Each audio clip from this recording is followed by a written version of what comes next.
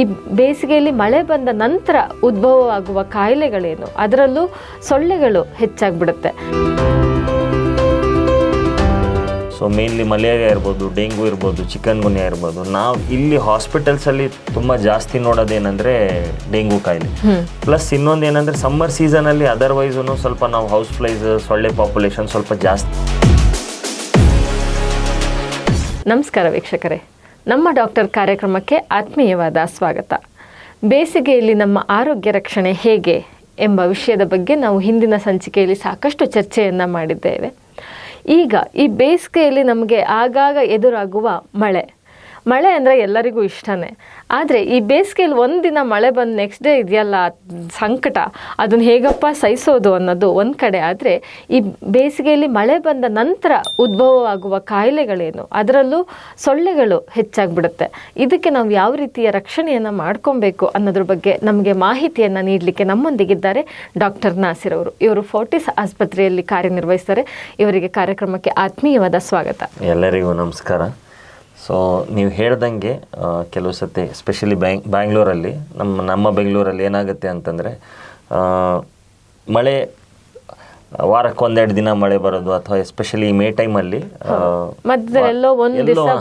ತುಂಬ ಜೋರ weather unexpected ಇಲ್ಲ, ಸೊ ಹೇಳೋಕ್ಕೆ ಬರಲ್ಲ. ಸೊ ಅವಾಗ ಏನಾಗುತ್ತೆ ಅಂತಂದರೆ ಸ್ವಲ್ಪ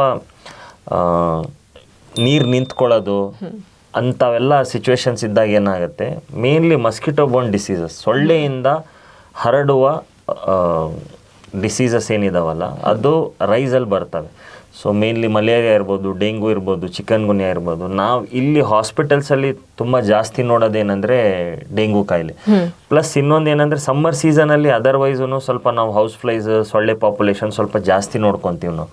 ಸೊ ಅದಕ್ಕೆ ನಾವು ಸ್ವಲ್ಪ ನೆಸಸರಿ ಪ್ರಿಕಾಷನ್ಸ್ ತೊಗೋಬೇಕು. ನೆಸಸರಿ ಪ್ರಿಕಾಷನ್ಸ್ ಏನಂತಂದರೆ, ಜ್ವರ ಏನಾನ ಬಂದಾಗ ಪ್ರತಿ ಸತಿ ನಾವು ಜ್ವರ ಬಂದಾಗ ಇಗ್ನೋರ್ ಮಾಡ್ತೀವಿ, ಏನು ನಾವೇ ಡೋಲೋ ನುಂಗ್ಕೊಂಡ್ಬಿಡ್ತೀವಿ, ನೋಡೋಣ ಅಂತ ಯೋಚ್ತೀವಿ. ಸೊ ಒಂದಿನ ಪರವಾಗಿಲ್ಲ, 2 ರಿಂದ 3 ದಿನ ಜ್ವರ ನಿಮಗೆ ಕಡಿಮೆ ಆಗ್ತಾಯಿಲ್ಲ, ಆ್ಯಂಡ್ ಆಲ್ಸೋ ನಾವು ಹೈ ಗ್ರೇಡ್ ಫೀವರ್ ಇದೆಯಾ ಅಂತ ನೋಡಬೇಕು. ಹೈ ಗ್ರೇಡ್ ಫೀವರ್ ಇದೆಯಾ, ತುಂಬಾ ಸುಸ್ತಾಗ್ತಾ ಇದೆಯಾ, ವಾಂತಿ ಬರೋದು, ಹೊಟ್ಟೆ ನೋವು ಬರೋದು, ತುಂಬ ತಲೆನೋವು ಇರೋದು. ಸೊ ನಮಗೆ ಡಿಫ್ರೆನ್ಸ್ ಗೊತ್ತಾಗುತ್ತೆ. ನಮಗೆ ಮುಂಚೆ ಬರೋದು ಥರ ಜ್ವರ ಇಲ್ಲಪ್ಪ, ಇದು ಸಿಂಪಲ್ ವೈರಲ್ ಥರ ಅನಿಸ್ತಾ ಇಲ್ಲ, ಬೇರೆ ಥರ ಇದೆ ಅಂತಂದಾಗ ನಾವು ಡಾಕ್ಟ್ರಿಗೆ ಹೋಗಿ ಕಂಡು ಮೇನ್ಲಿ, ಯಾಕಂದರೆ ಇವೆಲ್ಲ ಕನ್ಫರ್ಮ್ ಆಗೋದೇ ಬ್ಲಡ್ ಟೆಸ್ಟಿಂದ.